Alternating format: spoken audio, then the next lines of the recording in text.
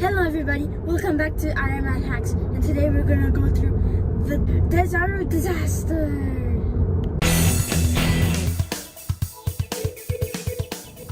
Okay, so the Desaru Disaster, that's just what I did. Last year I did okay. I think I was around 5'10". I did a bad swim at 45 minutes. I did a decent bike at like 2:38, and I think I did an okay run at 1:45. So I clawed my way up, and I got like 6th or 7th. So I thought this year, now I moved up in age group, I could do a lot better in my standings. I think I was like 6th or 7th, like I said. So I wanted to, really, I wanted to podium. That's what I wanted to do. But sir, why is it called the Desaru Disaster? Well, and why didn't you get onto the podium? I'll tell you why. The swim was a mess. I've been swimming 7, 8, 9, 11 kilometers a week for the past year almost. I should have done a lot better, but my pace was just terrible. I don't know what happened. Currents, there's all the same excuses. I think I did like 44 minutes. Very disappointing.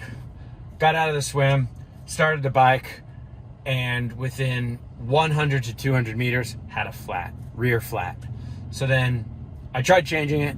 I changed the tube, and my CO2 wouldn't work. I couldn't get the cartridge into the thing to break open. I think I need a new valve. Couldn't get it to work. So I started yelling for help, calling for help. I mean, there's like people everywhere, right? It's not far from T1, so all the officials are there, the photographers, the media, the technical officials, the marshals, the mechanics, whoever, right? So I'm yelling, help, help, give me a pump. And I'm yelling in Malay, kasi saya pump, sekarang. Tolong, harap, tolong, help me, that please. Means help. Yeah, that means help, please. And nobody would even look at me. Nobody cared. Then an official walked over and she said, sorry, sir, but we can't help you. Denied. It's a self-supported race. Okay, so now I'm thinking to myself, no, that's not true. Is that true? I need to check the rules. But I've had officials change my flats before. I've seen bike mechanics on courses. That's not how it always is it? And I kind of argued with her. And I kind of got angry in Malay. And I'm like, no, that's not true. Bede, tak betul. Biasa boleh tolong. Usually they can help. And she said, no, you got to go back to transition. So I throw the bike up on my shoulder. I'm running back to transition. People are staring at me the whole time. And I got people saying like, are you okay? Do you need help? I'm like, yeah, I need help. But nobody's going to stop and give their one and only tube to me, are they? So I get back to transition, and there's a super nice guy with a pump. Actually, he had 2 pumps. And he pumped up my tire, and I was out of there. But that was 20 minutes later. Then I get going on the bike. And I'm out there. Hey, look, there's a guy who just did the triathlon. And I'm out there on the bike, and I'm like trying to hit my power. I'm trying to hit the right watts, and I'm kind of getting into the groove, and I'm very demoralized. I'm very unhappy. I'm very mad, right? I kind of start getting into the groove, and then at kilometer 60, I'm with Luca, my friend Luca, Italian guy, and suddenly the rear tire just goes flat. What the heck, man? My luck, right? And then I'm like, actually not that mad, because I'm thinking, well, I had one flat. Another one doesn't really matter. I've definitely got a bad race, so I might as well have another, whatever. So I took my shoes off and I just started jogging, because I don't have tools, I don't have anything. And then somebody, very, very nice, Janella Chua. Oh my gosh. She came up behind me and she said, do you need help? I said, yes. She said, what's wrong? I said, I have a flat. She gave me all her tools, her CO2, her tire levers, everything. She gave them to me. Now, that's a selfless person if I've ever met one. But she didn't give me a tube. So then it still couldn't really help me because I needed a tube. So I'm jogging along, and suddenly I've got these dudes come up next to me on a bike, on a motorbike.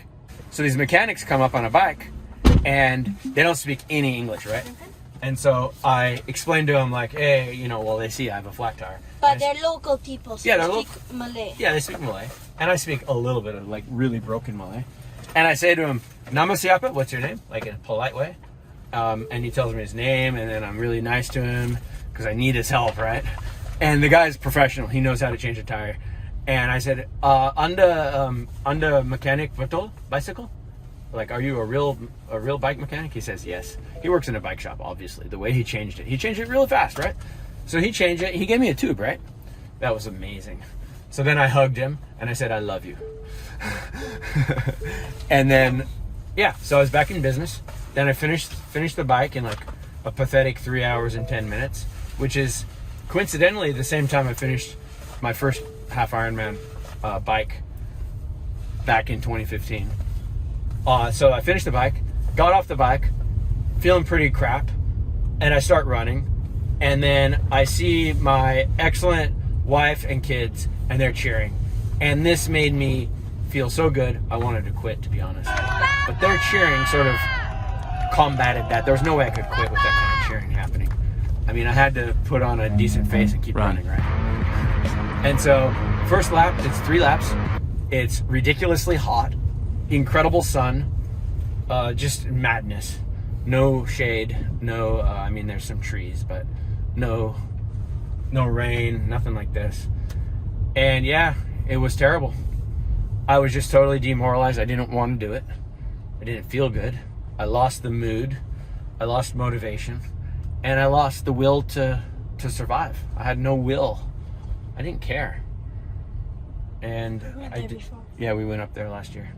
And I did a terrible run of 2:01. Don't think I've ever done such a bad run in my life. Besides my first half Ironman. Anyway, I got it done in, what was my time, Ida? 6:12. 6:12. So I'm pretty much exactly 1 hour and, I'd say 1 hour and 5 minutes ahead of where I should have been. I should have done it in 5, what do you think? Could have gone under, maybe not. Should have done 5:10, 5:05. That's what I should have done.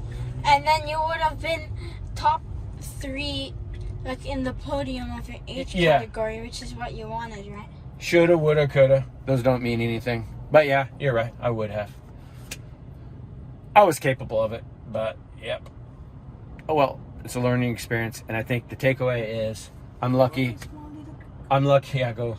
I'm lucky I can do it. I'm lucky to be healthy enough to be able to do it, and I'm lucky.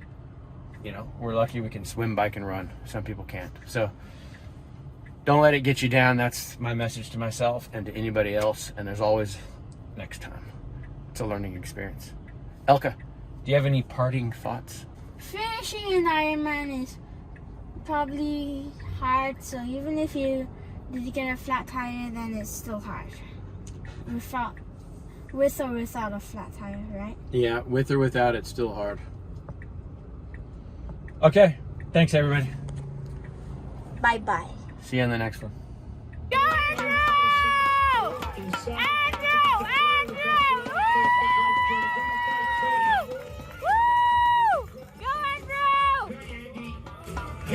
Game over.